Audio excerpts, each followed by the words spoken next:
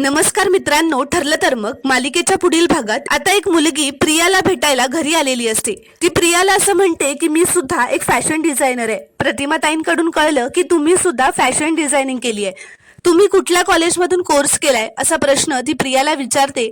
त्यावर प्रियाला आता काय खोटं बोलावं हे कळत नसतं। सायली मनातच म्हणते, प्रिया इतकी घाबरल्यासारखी का दिसते? तर इकडे चैतन्य अर्जुनला असं विचारतो की तू खोटं बोललास तर तुमचं नातं संपेल असं म्हणाली का सायली वहिनी तुला?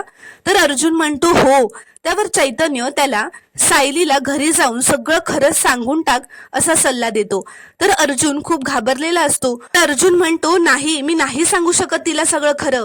जर मी सगळं सांगून टाकलं ना तर आमचं नातं संपेल। तर दुसरीकडे आता सायलीला प्रियाने खरंच फॅशन डिझायनिंगचा कोर्स केलाय की नाही यावर संशय आलेला असतो, म्हणून ती प्रतिमा आत्यांकडून तिचा कॉलेजचा आयडी मागून घेते।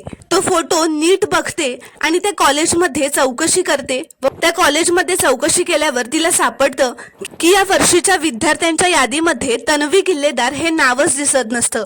त्यावर सायली म्हणू लागते की याचा अर्थ प्रिया या कॉलेजला कधी गेलीच नसेल का, असा संशय आता सायलीला आलेला असतो।